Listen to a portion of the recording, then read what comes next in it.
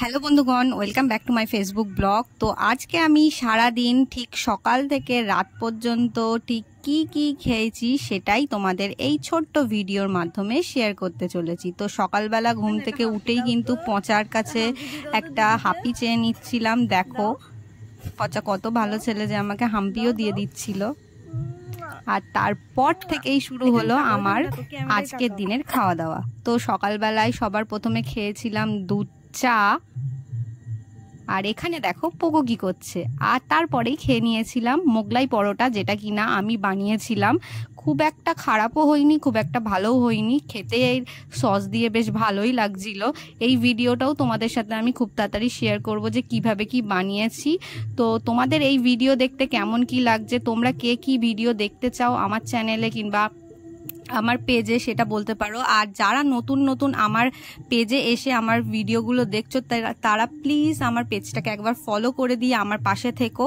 তো সকালবেলায় কিন্তু মোগলাই পরোটা খেয়ে নিয়েছিলাম, তারপরে খেয়েছিলাম লাঞ্চে ছিল আজকে গরম গরম ভাত, তার সাথে হচ্ছে পেঁপে সেদ্ধ, ভেন্ডি ভাজা, আর এটা হচ্ছে পটলের ঝাল, আর তার সাথে ছিল কিন্তু বাটা মাছের আলু দিয়ে ঝোল।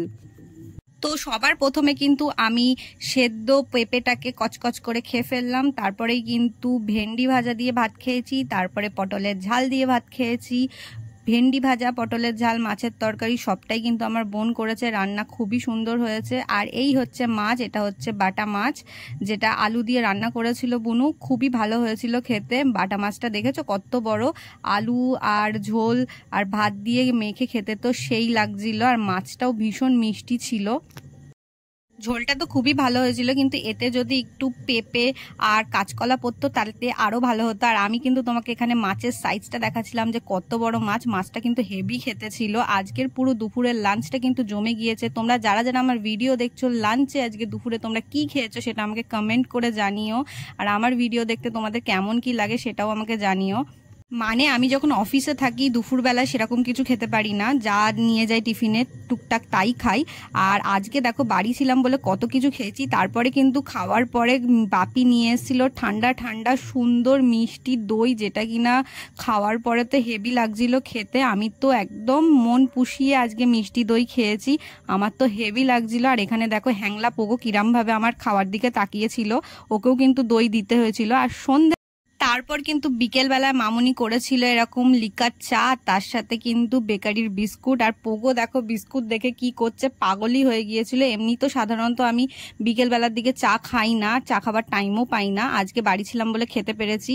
আর সন্ধ্যেবেলা একটু বাইরে বেরিয়েছিলাম, তার জন্য নিয়ে এসেছিলাম চপ, আর তাই বুনু চপ, মুড়ি, চানাচুর, পেঁয়াজ লঙ্কা দিয়ে মেখেছিল, যেটাতে একদম মন পুষিয়ে জমিয়ে খেয়েছি। তোমরা আজকে সন্ধ্যেবেলায় কে কি টিফিন করেছো সেটা আমাকে কমেন্ট করো। আমি তো আজকে চপ দিয়ে মুড়ি দিয়ে খুব ভালোভাবে খেয়েছি। আর রাতের ডিনারে ছিল গরম গরম ভাত, তার সাথে হচ্ছে ডিম আলুর ঝোল।